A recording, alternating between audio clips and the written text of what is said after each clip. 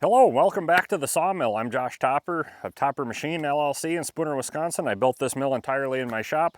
To those of you who are new to the channel, built this over several years and have been using it. It's kind of a hobby, something to, saw my own lumber because what we have available locally is just garbage. So we saw our own lumber here. I hold a Wisconsin local use dimensional lumber grading certificate, so I can use it for residential construction or sell it for residential construction.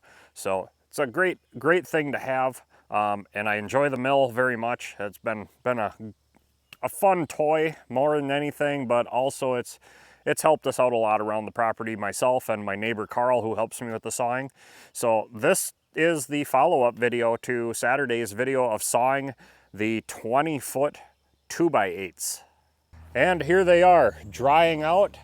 Drying out beautifully, actually. They're pretty close to dry. So with that, today being the follow-up video, we're going to answer all the viewer questions, and there were a lot of them, and a lot of really good ones. So let's get on to that. Okay, so I brought my phone out here, and I can just barely see it. It's so bright out here. It's actually beautiful today. It's actually very humid as well. We got some rain recently, and the humidity was 100% this morning when I got up. I don't know what it is right now, but it's kind of muggy.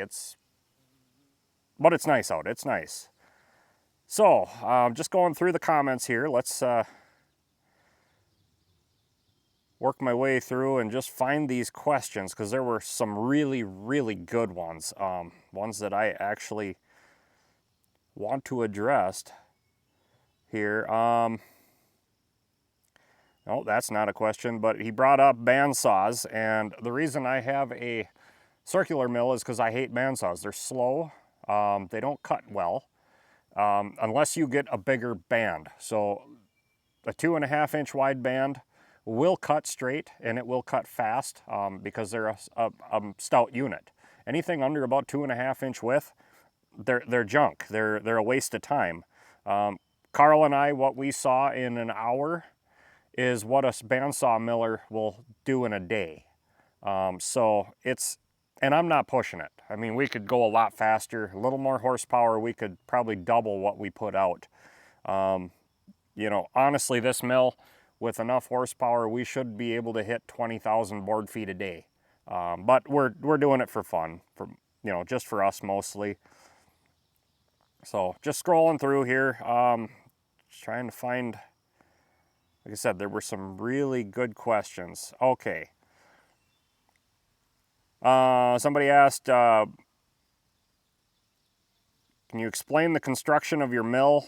Specifically, was there a set of drawings? And did you follow them without mods? How well did it work on the first try? What changes would you make if you had to do it over? So there were no drawings. This was all designed in my head. I owned 5 different mills before this one, and I didn't like anything of any of them, but a couple of things, and I kind of put all that together. But I designed it all in my head on the fly, put it all together. I knew what I wanted, and that's something I've always been able to do, is design and build without drawings. And so when we put this out here, we designed and built the track in one weekend. That was 32 hours of work. We did have some problems putting that together. As we were welding it, the track started to do this, and we caught it about halfway through, and then went back, cut everything apart, straightened it out, and then just went a little at a time and straightened as we go. And we got that within a 64th of an inch, end to end, is straight. The husk here, that was all a design as I went. Piece stuff together, the hydraulic pump, build the tank, all that. It was just kind of build it and fit it, and make it work. And it came out great. When we first set it out here and first hooked the tractor to it to spin it up, it was like I had bought this thing. It was so perfect. It was designed and, well, just all in my head. So when we threw the blade on, then we had a little bit of adjusting, but not much. And I do need to adjust again. My lead is off just a little bit, and you can see that on the back cuts. But no, it was all done in my head. There is no drawings for this thing. I wanted to a few years ago, start making drawings, and as I had help, I could grow the shop, start building these to sell, but things have taken a turn here in northern Wisconsin, significantly bad here, and I had to let go of my help. I've downsized significantly, and so the future of building sawmills is just not there. There's not enough base in the business to get into something like this. And this is something I definitely need help with, because it's that big of a job. Let's see, moving on here.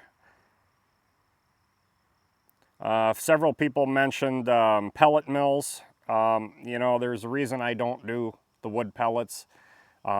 There's multiple reasons, but the big reason is we spread it on the trails to keep the wood ticks down. And if you saw that video a couple weeks back, spreading it on the trails is great for us. Gives a good, it's a soft base, it keeps the weeds down, and it keeps the wood ticks away. The wood ticks do not like the sawdust, so that's why we do that. You know, I've contemplated the wood pellets, and I've had a wood pellet burner before. I don't like them. I just not impressed. Let's see. Do I have other videos tagged for antique tractors so the algorithm will get the video suggested to antique tractor crowd? Yes, they all are tagged as best I can, and hopefully that works. I don't know if it does, because a lot of my tractor videos are not getting the views. So if you're new to the channel, check some of my older stuff. There's some great content there. Could you elaborate a little on the dogs? So the dogs are all cam operated. I made all that stuff. It's just cams. It's nothing to it but a cam. So the lock on the dog is a cam. You release it. You can slide it however you want, and then just put the cam back down and it locks it. And then there's the second cam for engaging it a little deeper. So it's just cams. It's simple mechanics, really. Somebody's possible suggestion on sawdust is use a leaf blower. No, that just makes a mess. Gets it all over the place. You know, this is the best setup. In fact, many of the sawmills that I work with have all asked me how to set up their mills to go to augers. I got a buddy who has a blower. I have a couple of them, and they love my auger setup, but their blower still works. So, but the one he's been looking for augers, you just can't find a good deal on them. How long did it take to build the mill? 8 years. 8 years doing it in between paying jobs and outside work jobs, and 8 years of doing it on the side as I had time available. So yeah, 8 years. I estimate I have about $20,000 into it in material and parts and whatnot, not counting my time. So in reality, this mill probably, I know the Meadows mill that's comparable is right around $60,000 to buy one. So, you know, $60,000 probably isn't an unrealistic number on a mill like this. Few people mentioned a way to disconnect the blade from the auger during cleanup. Not necessary.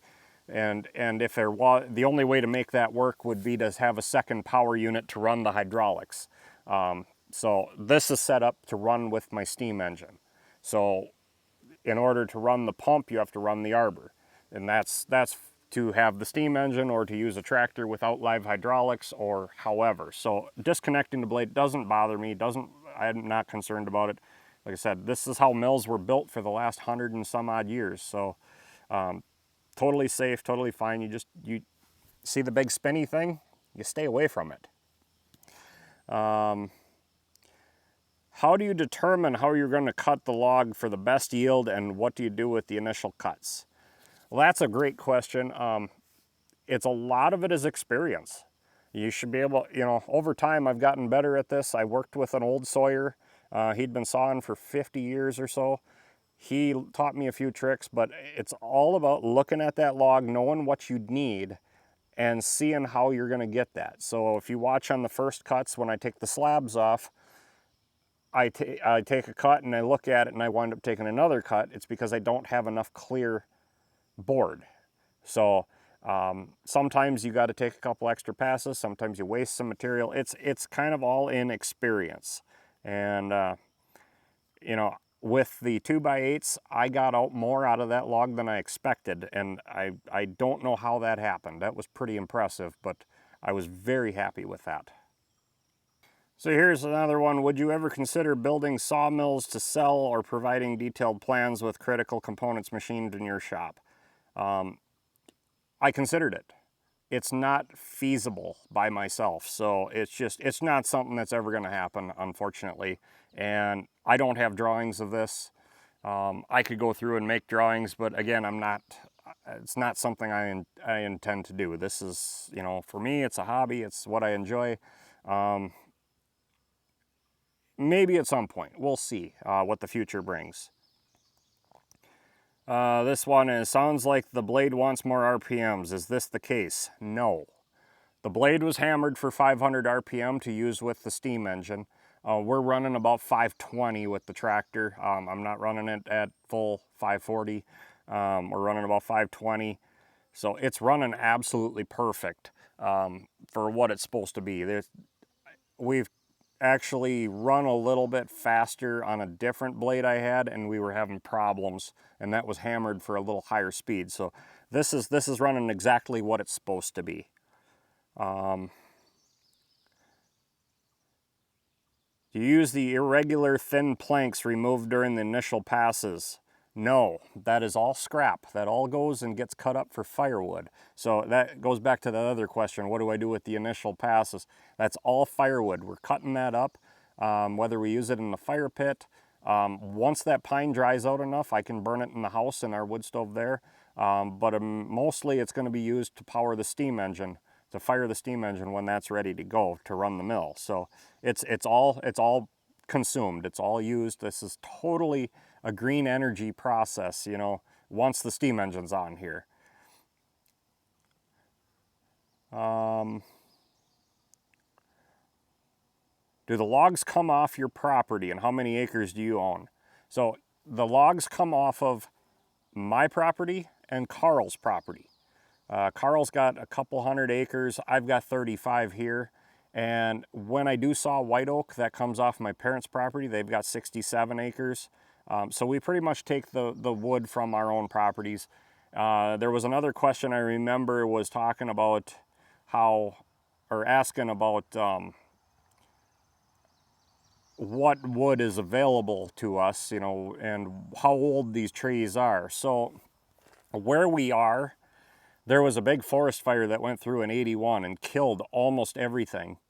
What you're seeing us cut, these big red pines, are the ones that survived the fire. So those are right around 75 to 80 years old. So if that was a question that was asked, I'll see that here a little later as we go. But they're about 75 to 80 years old. But that fire went through in '81 and wiped out this whole area. So this is all really new growth. On the manure spreader, I'm thinking he meant, is it possible to reverse the back auger so it can spread the sawdust to either side for a couple of feet, possibly to get a broader coat? No, that's the way it's designed. That's the only way it spins. But I am going to be making some modifications to the tines on there at some point eventually to help it spread a little better. So it works really well for what we're doing. You know, it leaves a nice thin layer, about a ½ inch thick for the speed I'm running, so it really does a great job. Do you hammer the blade, or is there an old timer around? So there are a few saw shops in this region, but there is only one that I will work with, and that is Menominee Saw and Supply in Menominee, Michigan. Now, the old hammerer that was there, he retired. His name was Peach, or his nickname. He was a great guy, amazing guy, very skilled. In fact, talking to him one time, I mentioned a couple of the other saw guys in the area that had long since retired, and he told me right out he did all their hammering. He said they never hammered a saw in their career. He did it all. He used to teach hammering all over the country. He's had blades come in from all over the country. He told me he quit counting blades that he had hammered after he hit 45,000. So, and that was 20 years ago. So he was very good. He trained in a new guy who's taken over for him, and he's doing amazingly well. They've been very happy with his work, the company itself, and Peach was very happy with his quality of work. So I stick with them. They do have a truck route that comes around and picks up on Thursdays in my area. So picks up and drops off. So it's a great thing right there is to have. Otherwise you have to take it to these other saw shops or, you know, pay shipping. So it's just a great all around company to work with. They have everything in stock usually, you know, teeth, whatever. They hammer the saws how you want them. They test run them.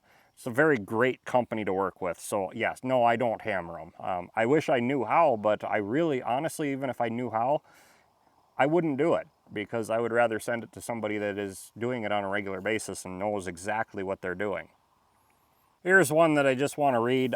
Josh, times may be hard in your area economically, but it seems to me that you have a pretty good life. Yeah, I have exactly what I want here. I will not move. There is nothing for me anywhere else. I love it here. I have mentioned in the past that I have 2 places in this country that I would move to if I had to, and that is the Black Hills of South Dakota or Alaska, the Inside Passage of Alaska. Those are the only other 2 places I would live because they're very, you know, seem very remote, very densely, you know, covered in woods, beautiful areas with few people. I love it here. That's why we're staying. So yes, the economy here is horrible. There is nothing left, but we have a really good life here. We, you know, like I've said before, everything's paid for. We're very happy. We love it here. So this one, if I recall, the damage to the saw blade from the tree with the nails was fairly minor. Did you end up having to do anything to the blade? I sharpened the teeth. That's all I did. Nails are one thing. Drywall screws, those will do a lot of damage. A 16 penny nail will do some damage. Those were small fence staples, so they weren't bad. You know, these are very sensitive pieces of equipment. These blades, they're very expensive. So hitting something is very potentially bad. When I saw for somebody else, I tell them outright, if I hit a nail, you're paying $45 per tooth. For each tooth that hits that shows a nick, because potentially it adds up to way more than that.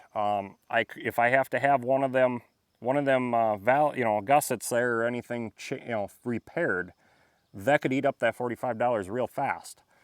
So luckily when we've sawed for a few other people, we haven't had that issue. So, but we just, that video when I hit that nail, the fence staple, we never saw it coming. Here, this guy's got 3 questions. What kind of wood are you sawing? This is red pine, Norway. And he says, I don't believe it's pine, or you'd need to spray kerosene on the blade to remove the rosin. So that is a bandsaw thing. Spraying oil on your blade for the cuts. That is a bandsaw thing, not a circular thing. That's another reason I don't like bandsaw mills, is because you got to have that lubricant and that gets into your wood. It just, I don't like anything about the bandsaw mills. So yes, with the circular, you got a lot better setup. How many camera angles did you use? I'm guessing at least 40. I'm guessing you're probably right. I didn't count them, but yeah, I like to move the camera around. It keeps everybody entertained. These follow-up videos, not so much. But yeah, some of them shots I really like seeing myself. And when I'm editing the video, these oddball shots, you know, like the carriage going over the sawdust pit, I can see if there's a problem. In fact, one time that I did that, it showed me a major problem that I was able to fix. So that was pretty cool. And approximately how long did it take you to prepare, film, and edit the video? You know, a lot of the camera setups that I do is in between Carl moving boards out of the way. You know, we take a little bit of time. It does slow down the cutting process and everything.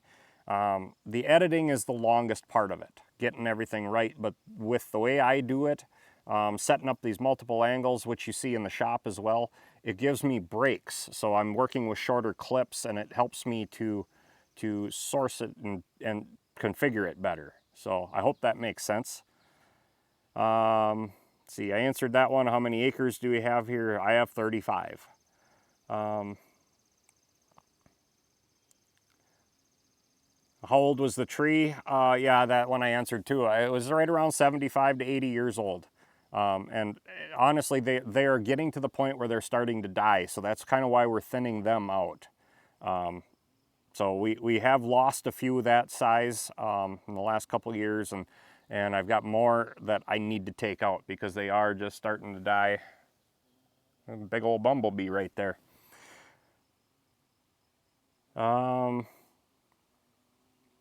Asked about what I do with the slabs. Yeah, heating the house and for the steam engine, getting ready for that, and for the fire pit when we have our fires in the evenings and whatnot.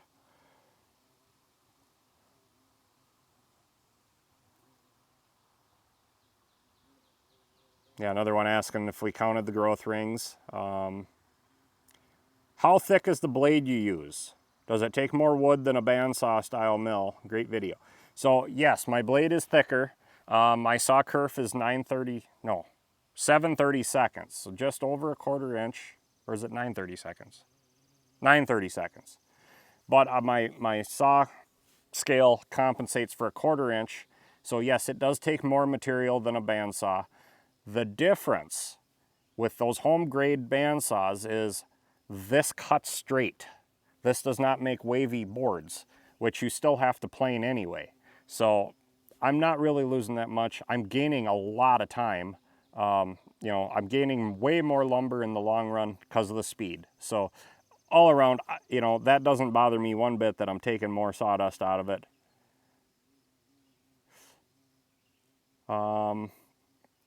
And then he also said, your part of the country is gorgeous. I miss Wisconsin a lot. I'm originally from Manitowoc. God, you're from a horrible part of the state. We were on our cruise here not that long ago, and some woman heard my wife's accent, and she says, oh, we love Wisconsin. Oh, and she names off the worst places in our state, the absolute worst. And I almost said that, you know, and you come up to northern Wisconsin, the rest of the state is garbage compared to up here. And I mean, that's my personal opinion, but most people will agree with me. Come up here is just absolutely beautiful. Up here, up to the South Shore, Lake Superior, it's just beautiful up here. Okay, how do you dry your wood and where and how long? So our wood, it's all, with my lumber grading certificate, we dry the wood under a condition called PAD, partially air dried. What means we stack and sticker it. As you saw, it's got the little boards between the stacks, and like the 20-footers are stacked here. I've got a few boards stacked here, but most of it we take to Carl's and stack in his barn.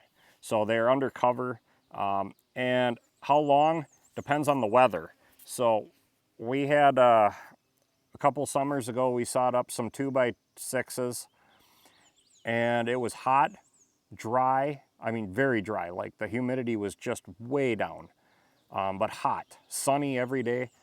3 days, those boards were down under 5%. So it doesn't take long in the right conditions. Getting them under the cover, it takes a little bit longer, but yeah, they dry very fast. How often do you sharpen the sawmill blade? Not very.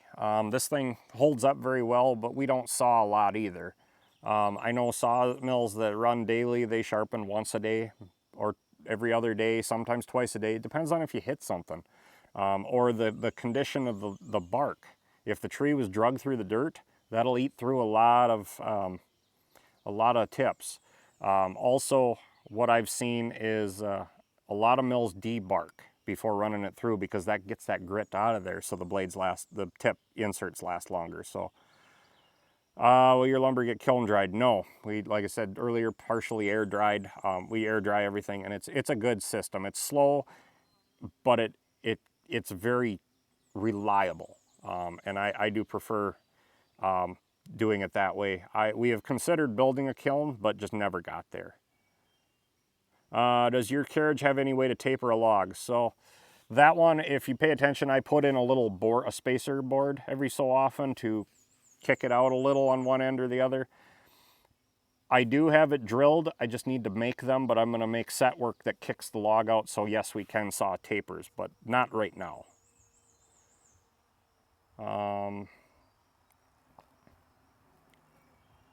When you adjust the thickness of the board, how much is one notch on the adjustment?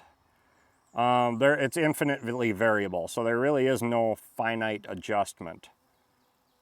Are you cutting in true 2x size or the manufactured 1.5" they call 2x? No, right at 2". We're sawing right at 2" or right at 1" or right at 1.25". That's how we do it. So these are actually 2" by 8" boards that we took off in that video.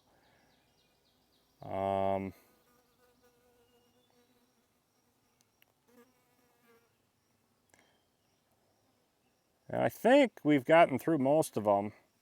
Oh, is this like a side operation you got, selling lumber, or are you making high-end furniture and not showing us? It's not for firewood, I assume. So this is a hobby. This is for us, mostly.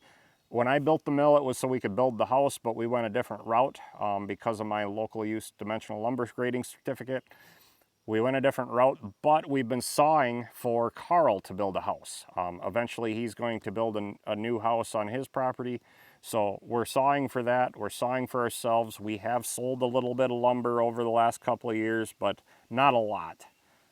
This is another one of those things that it's the ignorance thing that I talk about in the machine shop. I don't have CNC in there, so people think I can't do it. Same thing out here. I don't have a bandsaw, so they're ignorant and think I can't cut good boards. I cut better boards than the bandsaws. So we haven't really pushed the selling of lumber because, well, like I said, ignorance, and we just don't care. This is for us. It's our own material. You know, it's just, this is fun. This is fun. This is relaxation for Carl and I. Like, you know, he tells people, you know, I'm going to go saw lumber after a busy day, you know, and relax. And everybody's like, what are you talking about? This is our relaxation. We find this calming, soothing. Just watching them blogs go through and come out with beautiful boards is just so relaxing. That mill is built like a brick shithouse. I like that. Yes, it is. I was taught long ago, you either need a mill that's sloppy as all get out and it'll cut great, or you need one that's absolutely rigid and it'll cut great. You can't be in between, and that's what we did here, was built it extremely rigid. Why the yellow brick road? Sawdust has no value to anyone. So yes, I answered that earlier about the trails, the sawdust on the trails for the wood ticks and the grass. The sawdust has no value here. Unless we were putting out a very large quantity. I have a friend who works for a company that trucks sawdust from the big mills for animal bedding, but the little bit we put out has no value. There are no farms locally anymore. Most of them are gone, closed up, auctioned off the land. There's just no value to it. Putting it on our trails, for us, has the best value. Now, I want to address this one. This is the last one here, I think. Yeah, this is the last one. So, safety. We had a comment about safety. Do you honestly think I don't care about safety? That Carl doesn't care about safety? Honestly, do you really think that? What kind of a moron makes safety comments? And this one takes the cake. And nice video with great equipment, but it pains me to see people jumping around with chainsaws without protective gear. Professionals use protection, but amateurs use nothing. What kind of a moron comments that stupidly? Carl's been I got him. Carl's been cutting trees his whole life. I worked with his dad on the sawmill, who'd been doing this for 40 plus years, almost 50 years. We learned all the safe ways of doing it. Protective gear doesn't keep you safe. It just makes you a pussy, honestly. Use your brain. Use common sense. That is your #1 safety appliance. And I went off on this guy, and I know he unsubscribed for it. You know, I have zero respect whatsoever for people that whine and cry about safety. If you are so scared of the world you live in, you're never gonna get anything accomplished. You're never gonna amount to anything because you're too scared to try. You know, I didn't see Carl do anything unsafe with that chainsaw, cutting that tree down. We haven't done anything unsafe on this mill. We are very cautious of our surroundings and pay very close attention. So the safety comments, I have no respect for them whatsoever. It just pisses me off that people are this stupid that they think they gotta, portray their sense of safety on everybody, their views of safety. Go back to mommy's basement where you belong. Go cry in the corner. Go do nothing with your life and leave those of us who want to succeed and grow and learn to do what we're doing. And yes, we take safety very seriously. So with that, I think I answered all the questions and comments. There was a lot of great ones. I hope you guys enjoyed the video. I probably lost a few people over my little safety rant, but screw you. I mean, really. You think I don't care about safety? Come on. Stay tuned. There's a lot of cool stuff coming. We've been working on a lot of different things.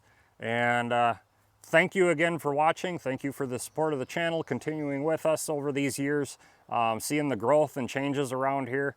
A lot of cool stuff to come yet with the dragline, the sawmill. Actually, this coming weekend, we're going to drill the holes and start setting the poles for the sawmill shed. So lots of cool stuff coming. So stick with us. And thank you. And until next time, get out in your shop and get it done right the first time.